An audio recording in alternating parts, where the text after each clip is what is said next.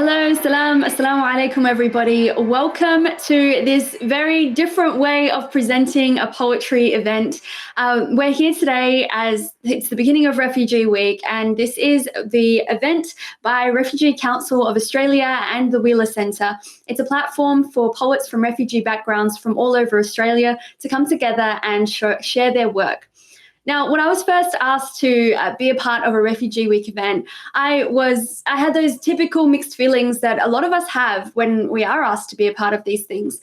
And that's because, well, Refugee Week for us is kind of every week, a lot of the time. For me, I can't speak for every other poet or person from a refugee background, but I think that it's important to remember that Refugee Week is about highlighting the work of people from refugee backgrounds, but you know, we're available all year round. You can always contact us. It's not just this week. So I was really excited to come on board with this after it was explained that on this night, there is no theme.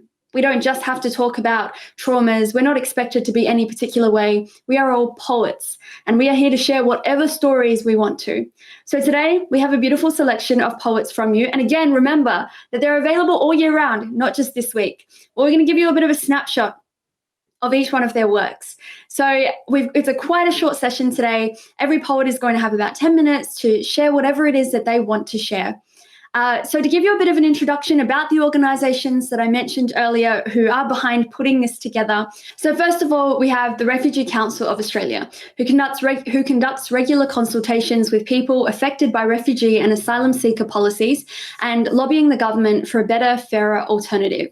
So they're currently leading the Nobody Left Behind campaign, which you may have heard of. It's a coalition of organisations calling on the government to include people seeking asylum and refugees in the COVID-19 response packages.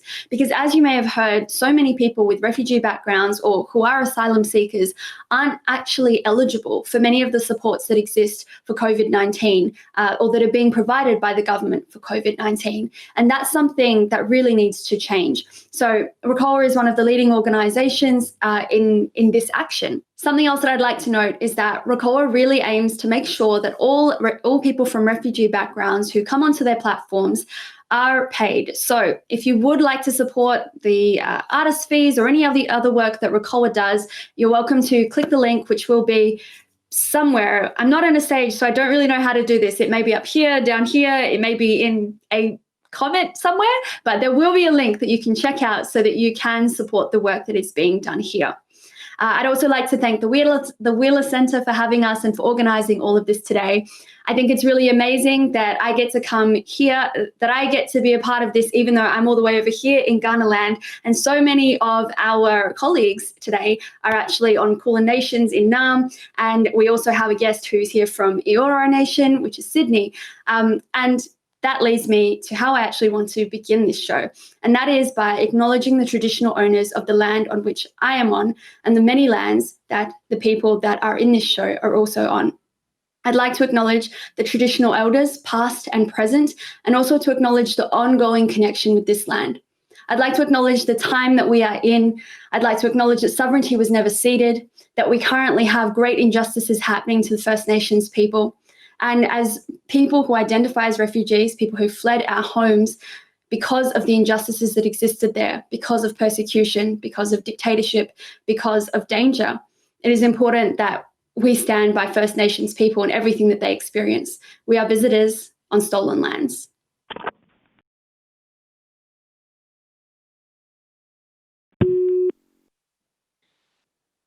This poem that I'm going to share now, just as a bit of an introduction to myself, is in many ways my acknowledgement to First Nations people, because the greatest lesson that I've learned from just being amongst the many stories that First Nations people share is the importance of connecting with ancestors. When you arrive in Australia so young, as I did, I came when I was 3 years old from Eritrea in East Africa. There's definitely a part, for me anyway, a part of me that was trying to push away the things that made me different for so long. And this poem was very much about me reconnecting with who I am, with my parents, with my grandparents, and everybody else before that. this poem is such a big part of my identity. It has no title. So here it goes. They tell me that my profile is like my father's. The chiseled nose and the jaw, holding stories from the city in the clouds, to the home of ancient remnants and colonial covenants we are. Generations raised on crimson dust between highlands and Red Sea, but it seems that now all we have are memories. I shed a tear every time an auntie asks, "Do you remember me?" And I say, "No." Or every time I remind my baby sister where she's from and she says, "So?" For every phone call that starts with, "Oh wait, Afiki, you have lost touch," and I say, "La, Kun, I did not lose touch," when really, Afie, I lost touch.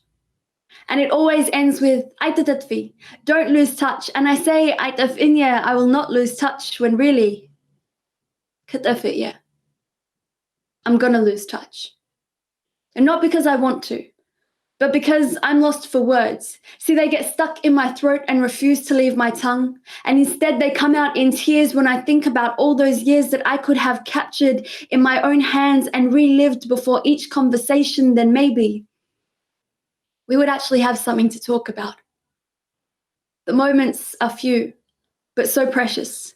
Like sitting on the floor of a house in Addis Ababa with my grandmother, a home belonging to neither of us, in a city, in a country belonging to neither of us, but the only one where we can meet. We sat weaving laka like I weave between countries and cultures, presence and absence. She taught me to craft my own mashrafat as I would my life. With patience, precision, the wit of a woman, I learned from her to wear my crown. Crowns of cloth passed down from mother to mother to mother to mother in varying colors. Cloth that once was just cloth now holds truth. Strings cut, love costs. Cloth that represents roads and rivers running west of red waters. Lives lost crossing borders because those amongst us fought us, made killers of our sons and daughters when they taught us that there is no longer justice here, just us and power hoarders. But I remember speaking to my late grandfather. I can almost see him standing there saying to me, "Who told you to look at your feet? You come from a long line of generations that preserve dignity despite occupation. You pick your head up, you hold your head high because we are not short of heroes. Our heroes wore Congo on their feet. They brushed teeth with soft wood. They took shoes off when they entered the home. No, maybe they didn't look like your heroes from TV because maybe they were not knighted, but unappreciated. When they worked 4 to 12, 6 to 2, maybe they don't know no 9 to 5, but we saw their double lives." So when they tell me that my profile is like my father's, I say to them that that is my greatest blessing. Thank you. Before I go any further, I just wanted to let you know that so many times when we tell these stories or share these poems, we don't always get the opportunity to give the context of them. So I do want to talk a little bit about my background and being from Eritrea. It is currently one of the most censored countries in the world, and it is a country where we have thousands of people imprisoned, and there are Eritrean people who are fighting for freedom every day. And so if you would like to learn more about that, you're welcome to reach out. You're welcome to Google what's going on or reach out to any Eritrean activist or myself. It is an area where I'm also very active. So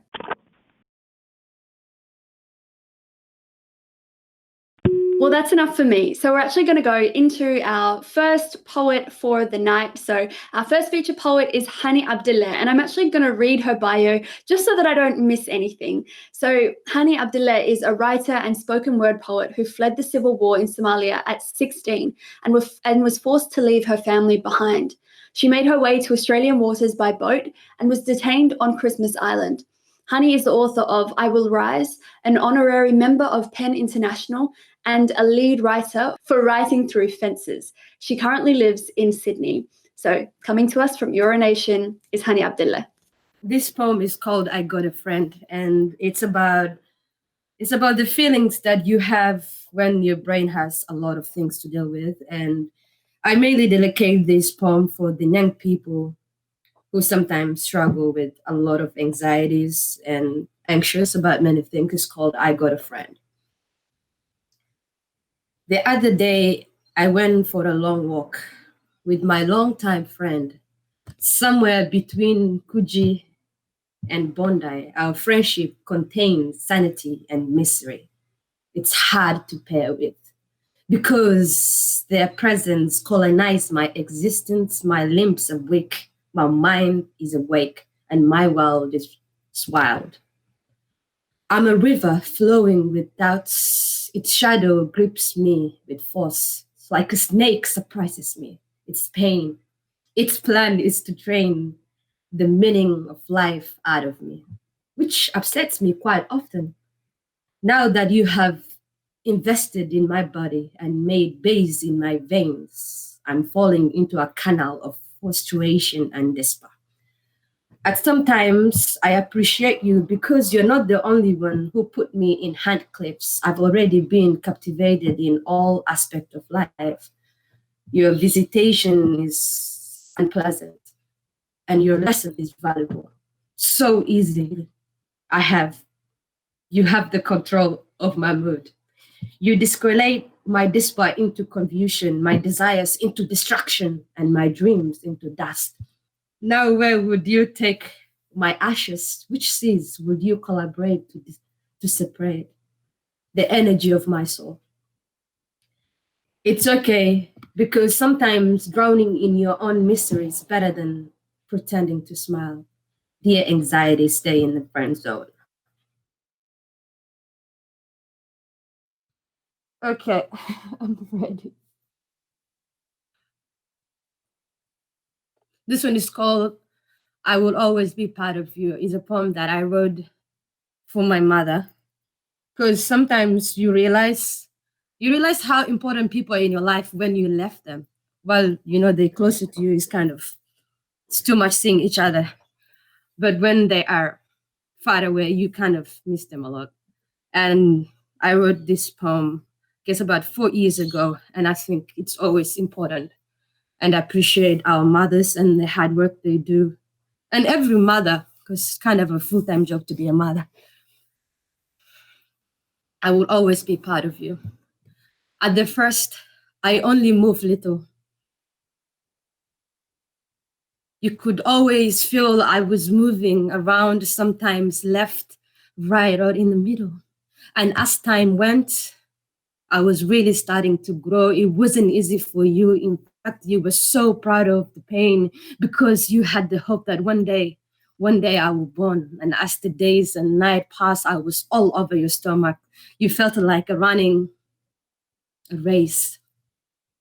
Even you couldn't sleep properly, but God made me a comfortable bed in your stomach. People would ask if I was a boy or a girl, but you would sit and wonder. But you would sit and wonder a lot and a lot and a lot, because the world was not as modern as we are today.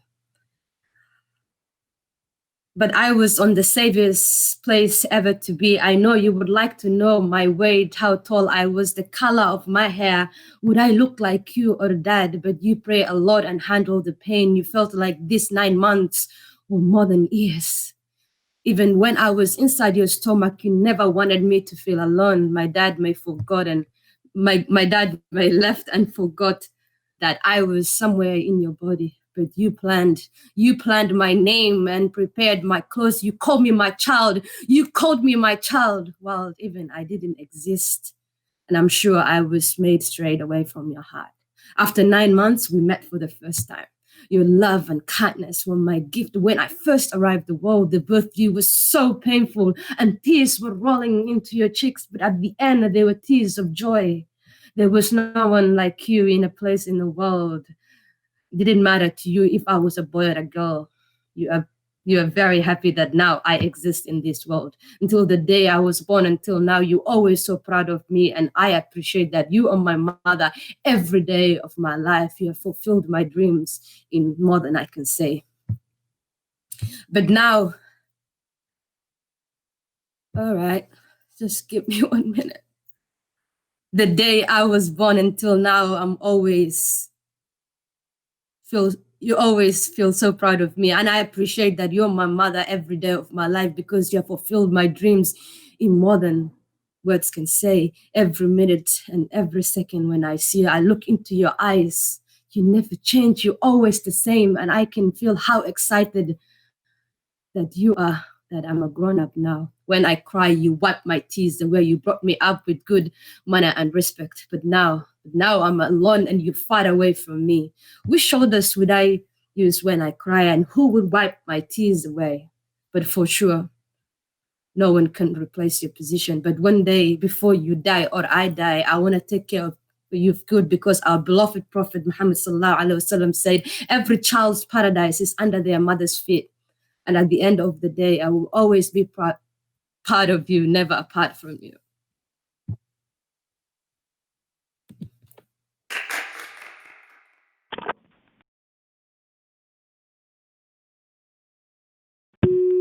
Thank you so much, Hani. That was so beautiful and so powerful and a wonderful way to begin the night. Our next poet for the night is Lujayn Hourani, who is a Palestinian writer, editor, and arts worker based in Naam.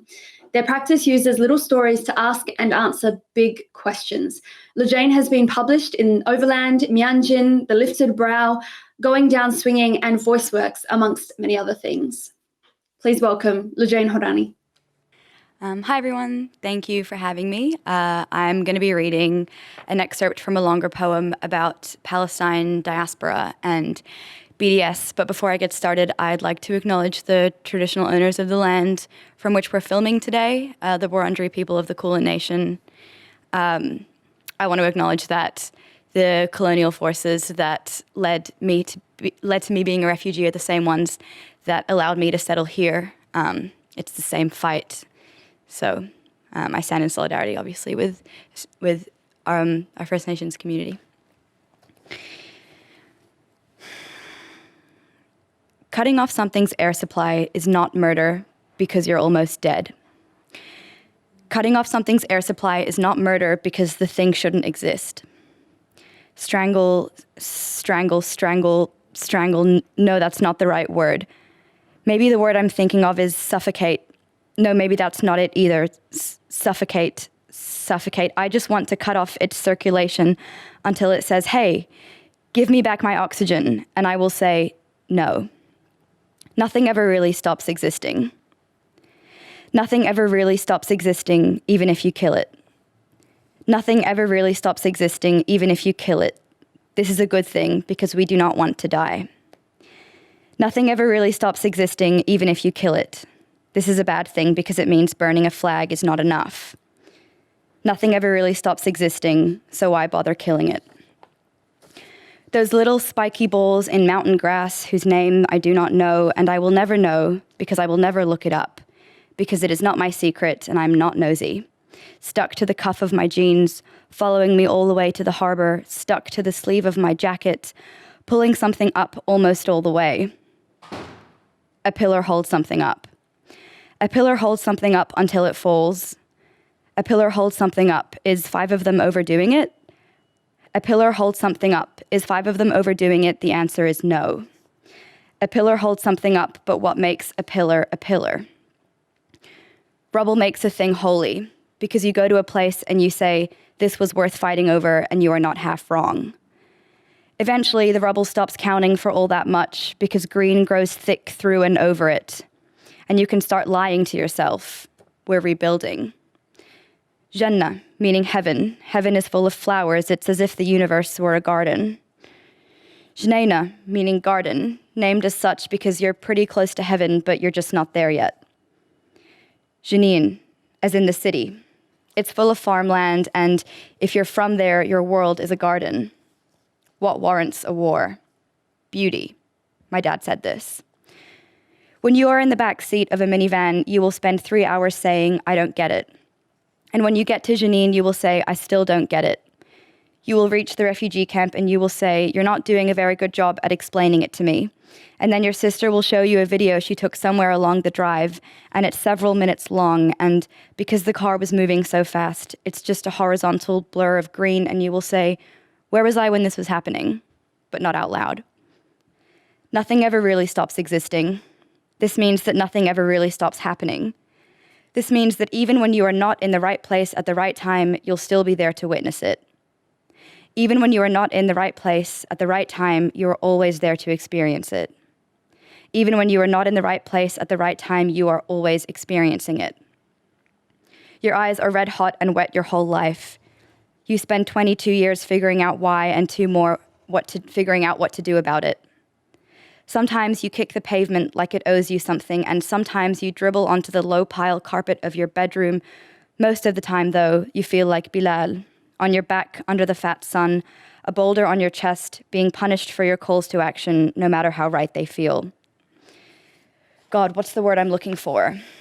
Asphyxiate, choke, suppress, snuff. We cannot live like this, but it can. I want it to not be able to live like this either. I want it to say something needs to change. I want it to do the changing.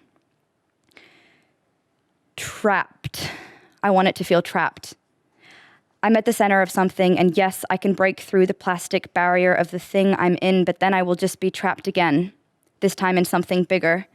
And this process will go on and on like a perfectly looped video. You're in a cocoon. You shed the cocoon. You notice a clear film closing in on you. You are being vacuum packed again. The layers never stop existing. This is how I feel about politics and echo chambers. Onions are pervasive and they last forever, and then you add fire, and they are covered in soot and they crumble, and they are like molasses, sweet. And they are like butter, slipping in and out of things. When I am in Palestine, we wake up every day to the smell of sugar from the bakeries downstairs, and I feel sick like I'm going to vomit. I want you to recall all the pictures of pelicans after an oil spill, the ones that went viral for a week then stopped circulating. Because traveling when you're coated in thick diesel slip cannot last forever, we get tired. We all have to settle eventually. Stop moving around so much. Stop moving around so much. Are you trying to go home? Stop moving around so much. Are you trying to go home? Yes, so you're finding somewhere new. Stop moving around so much. Are you trying to go home? Yes, so you're returning. Stop moving around so much. Are you trying to go home? No? Good. I'm on the road again, with my sister again. Her name is Janine, and she has green eyes. Do you get it? We're still trying to find the word. Strangle, choke, throttle, pressure, suppress, strain, constrain, burden, squeeze, press, push, force, urge. It worked when we did it in the 90s. It worked when we did it to South Africa in the 90s. Cutting off something's air supply is not murder when the thing is a murderer. Cutting off something's air supply is not murder when you are being choked. Go camping and get trapped in a place with no phone reception. Why are all your stories about being trapped in places with no phone reception? When the boyfriend of the friend whose birthday you're celebrating says Israel, alongside redacted, alongside redacted, alongside redacted, get more trapped than you were before. You're in a box now. You're always in a box, that's just how things work, but this one isn't the right one. That's how I feel about politics and echo chambers. Where did your oxygen go? Suffocating. You're in a box now, and the box is a yellow dumpster on Jamal Abdel Nasser Street. You are a cattle egret in a yellow dumpster on Jamal Abdel Nasser Street. Even though you're a water bird and Jenin is 40 kilometers from water in either direction. Cutting off something's air supply is not murder because you're almost dead. Thank you.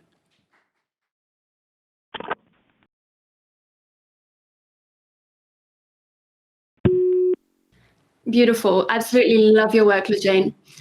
So our next poet for tonight is Wylie Ahmed, who is a multilingual writer and storyteller who shares stories through poetry. Born in Somalia, he grew up in the Middle East and recently migrated to Australia. He firmly believes that artists are the true guardians of our creativity, our childhood spirit, and imagination. An advocate for social justice and refugee rights, he believes in the power of sharing the human experience and spreading joy and happiness to others. Please welcome Awale Ahmed. Thank you for having me. It's a pleasure to be here, and I would like to acknowledge the traditional owners of this land, the Wurundjeri people. And this is a great event, and thank you for having me again. Tonight, it has been so long since I performed poetry, and since the pandemic and the lockdown, and one of the groups that I think are very affected in this, and I miss really very much, which is the artists in general. So I would like to start with a piece which is an ode to all the artists in every form and genre. And I would like to say thank you for all of them. And when we are born as children, we have this element of curiosity and creativity. And as we grow older, the society molds us to become copies of each other.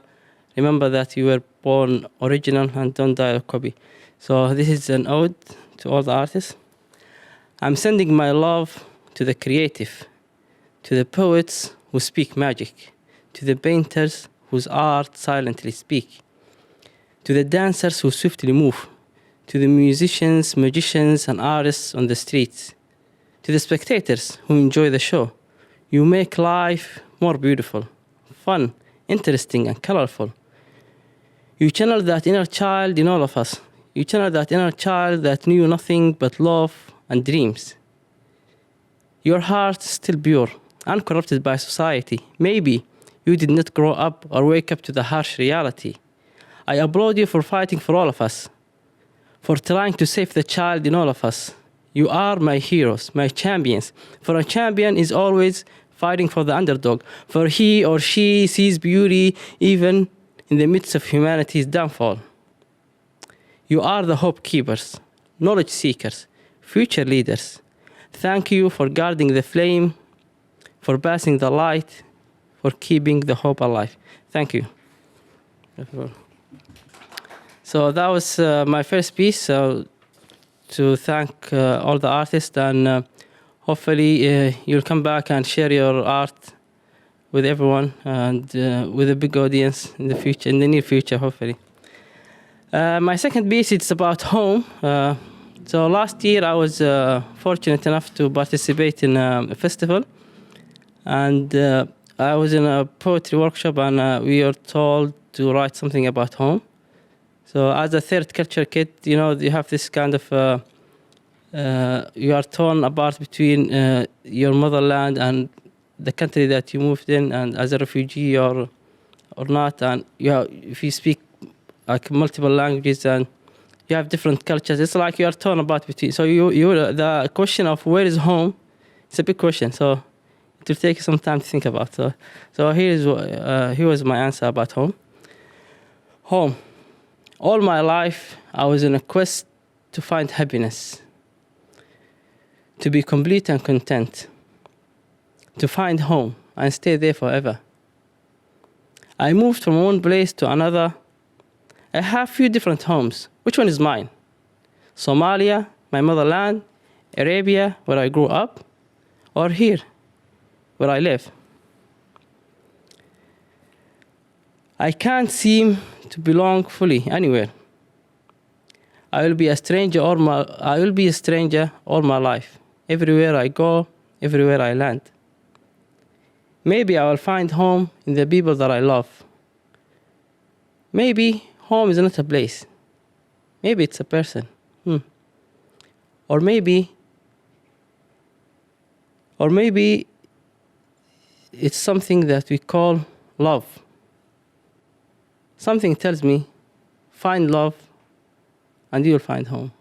Find love and you will find home. So that was my second piece about home.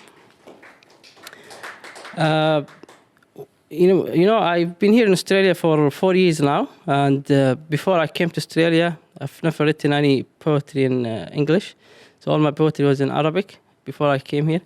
So I would like to go back to my roots and share a poem about my longing to my homeland, which is Somalia. So my city in Somalia called Hargeisa, and I was a refugee, or I left that city when I was 5 years old because of the civil war. And I haven't seen my family for 4 years. I was planning to see them this year, but because of the pandemic, I had to see them next year, inshallah. So this was my poem in Arabic, so about my city, Hargeisa. أنت أميرة أحلامي بل عروسة مناماتي، إليك أقود أشرعتي وأسرح في خيالاتي، جيش حبك يأسرني غربتي زادت جراحاتي، عبرت البحر تحملني سفينة الحب أشواقي، تاهت عنك أشعاري فهل تسمع لأعذاري، إليك بعض ألحاني وبعض الحب أبياتي، قريبا قريبا سآتيك وأمرح في ثناياك، هرقيسة أنت تاريخي وأنت أجمل حكاياتي، فيك أبصرت بداياتي وحتما سأشهد نهاياتي. So that was the Arabic part. I will make a little bit of an English translation so people will understand what I was talking about. So the translation is, you are the princess of my dreams. Oh no, you are the bride of my fantasy. I'm sailing towards you while I'm lost in my imagination. I'm captured by the army of your love, and my foreignness deepened my wounds. I crossed the sea carried by the ship of longing and love. I've lost my words, my poems. Can you forgive me? Here are some of my melodies and some of my love manifested as verses. Soon, soon I will come, and I will jump of joy between your eyes. Hargeisa, you are my history, and you are my most beautiful story. In you I've witnessed my beginnings, and surely I'll witness my end. So that was the last poem about Hargeisa, my city. And the last piece I would like to share, which is about Detention Center. So in the last 3 years, I've been visiting Detention Center in Melbourne. And last year, there was an accident. And an Afghani man, 23 years old, died in a detention center in Melbourne. I didn't know the guy, but I knew of his friend who saw him die in front of his eyes. And that friend of mine, actually, he hasn't been the same since. And this year, he was deported back to Lebanon. He's from Lebanon. So here's a poem that I've written that day. The next day, actually, when I woke up, I was pretty emotional, and it wasn't easy. So this is what I've written that day. Sometimes I feel like the flame of hope is dying inside. Sometimes I feel like no energy left in my bones and soul to fight. So much pain and agony in this life, inflicted by mankind, cruel and selfish kind. Sometimes I wonder, where is compassion? Have you seen it? Where is love? Have you lost it? Or we have just gone blind. Some days I feel like giving up. Save my heart from this agony and protect my mind from this insanity. It's okay to be down at times, but stand up again. Be a beacon of light. Fight darkness, light up a tiny flame of hope in someone else's heart. Seek justice for those who can't. Can you take in this fight your part? It's okay if you can't. Only one day you will have blood in your hands. Thank you very much for having me.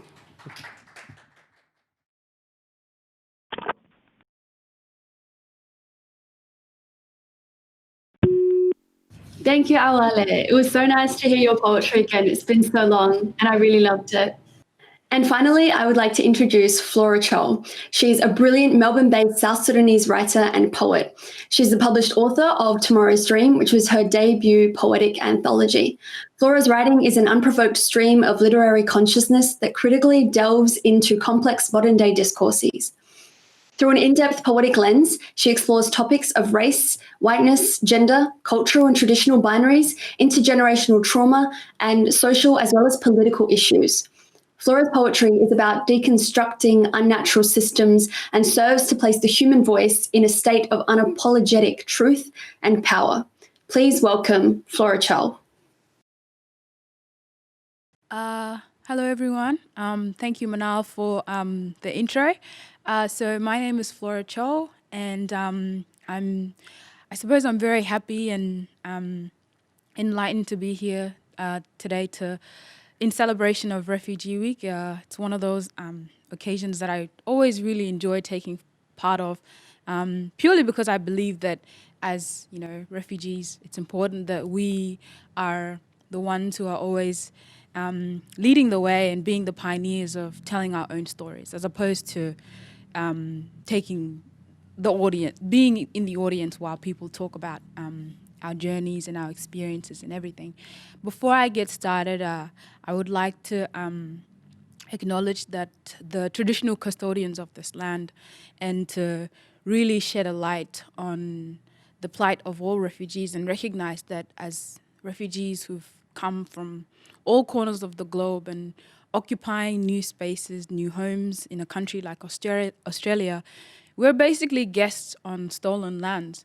And as guests living on stolen lands, we cannot really talk about our plight or the oppression that we have experienced without first acknowledging that there was injustice, there was oppression here long before we arrived. So I'd like to pay my respects to the traditional custodians of this land, and I am always humbled to stand upon these lands and to share my story and to speak of my story. So thank you for having me. Today I'll be sharing poetry from my book, Tomorrow's Dream. And the first piece that I'll be starting with is called Home Again. When I'm here, I tell myself to take everything that's mine and never look back. I have given so much of which I thought was mine to keep. In seeking new opportunities, I forged journeys across seas never seen before. Yet even in the land of opportunity, I have been greeted with hostility and prejudice. Australia, where is the hospitality? I'm split between two homes, you see. I'm too foreign from my own home and just not enough for here. So I'm taking this air. I'm packing my lungs with it because my time here is short. I'm packing my suitcase, I'm trapping this rippling wind in the stitches of my garments, and I'm not giving it back. So that if I'm ever told that I'm too foreign for home and just not enough for here, I will always remember that I have a part of home with me. I'm taking these peaks and the foundations of these mountain peaks with me, so that if I ever forget who I am or where I'm from, I will always remember that I'm from the land of the tall, the land of the brave. I'm taking this earth grain for grain, brown against the brown of my skin, and I'm polishing my skin with the blood and wisdom of our ancestors. I'm permanently coating it with the wisdom of our ancestors, so that if I'm ever told that I'm too foreign for home and just not enough to belong here or just to go back to where I'm from, I will always remember that I am the color of the earth, and what a beauty it is to be the color of the earth. Home is where I'm from. Thank you. Second one that I'm going to share is called Grains of Sand. It's an oldie, but it's still pretty dope. So here we go. I hope that I give it a lot of justice, because this is one of my favorite pieces. We are the grains of sand scattered in all corners of the globe. Disconnected we may be, but united we stand as one, millions in the fight for our motherland. We are the children of history's most infinite breadbasket, was open, still open for the exploitation of the self-proclaimed privileged. Time and time again, we must remind you that we are the breed that could not be exterminated. Our seeds are rooted in the depths of humanity itself. You tried to uproot them, but I'm telling you, we are creation itself. Let me show you why my hands are clenched tight. I am fighting. I'm fighting to hold on to the remains of what you have already taken. Till this day, I'm still fighting. My palms are bruised, my knuckles are bleeding. I'm fighting because you are not done yet. You are still taking, and I am still fighting. You have trampled over sacred boundaries, ripped the foundations of ancestral teachings from beneath our feet. And when your work was done, you had our land, and all we had left were the empty words of your holy book dangling from the tips of our fingertips. You gave it back to us, but with a bruised and battered soul, and stitching the fragments of the soul has proven to be a challenge as your forces continue to unravel this tapestry right from beneath our feet. You are still taking, and I'm still fighting. Who are we again? We are the breed that could not be exterminated. We are the grains of sand scattered in all corners of the globe. Disconnected we may be, but united we stand as millions in the fight for our motherland. We are the children of history's most infinite breadbasket. Was open, still is open for the exploitation of the self-proclaimed privilege. But we are the breed that could not be exterminated. Thank you. All right, so I'm just going to share my last piece for the recording session for now. And this one, it's sort of to encapsulate our current moment and basically everything that's happening in the world right now and how that has kind of influenced, I suppose, the view that I have of the world and the view that I have of myself and my placing in this world as a Black woman. And I truly hope that I give it justice, because this is one of those things that I have been speaking about for so many years, not just in my work, but in my everyday life. And sometimes you reach a point where you get really tired of talking, but you still must keep talking. I hope that I give it justice. I hope I give the people who have been affected by so much of what is going on right now and the injustice that Black people, not just in parts of the US, have been faced with, but in so many other parts of the world. I hope that I give them justice too. So I hope you enjoy listening to this piece. It's called In the Wake, and it's on page 38 of my book for anyone that's interested in getting a copy of my book, Tomorrow's Dream. I woke up this morning with a haze and a melancholic gaze of the world within and the forces of the world shaping with it, the world within. And I realized that in everything is a beautiful possibility. Tomorrow is a beautiful possibility. During the first morning breath, I allowed these words to roll off the tip of my tongue and veil all the possibilities in today, with the notion that nothing in this world is racism, violence, aggression, oppression, or even a gun. We may have money to wage war on ourselves, and we say that we still cannot feed the poor.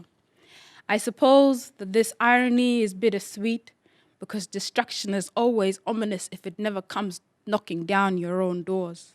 And you will never know what it's like till you live your life in the barrel of a gun. Thank you.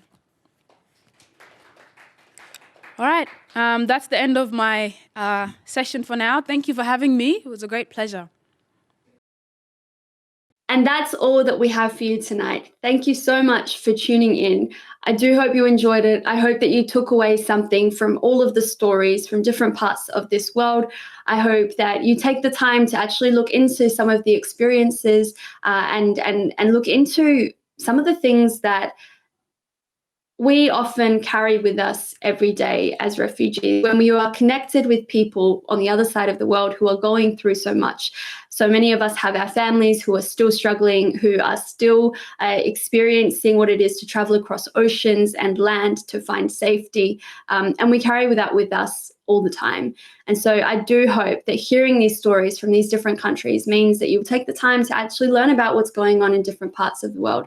I have no doubts that anybody who is here watching this already does, but it is important that we continue to keep that front of mind and to remember that all of the poets tonight are working all year round, not just in Refugee Week. So make sure to check out their shows, make sure to check out all of their social media. If they have websites, make sure to have a look. Flora has an anthology. Hani also has her anthology. Make sure to check them out. It is I Will Rise and Tomorrow's Dream. Make sure to look up all of the poets from tonight. Thank you for listening. Thank you for being here. Take care. Assalamu alaikum. Visit wheelercentre.com for the best in books, writing and ideas from Melbourne, Australia and the world.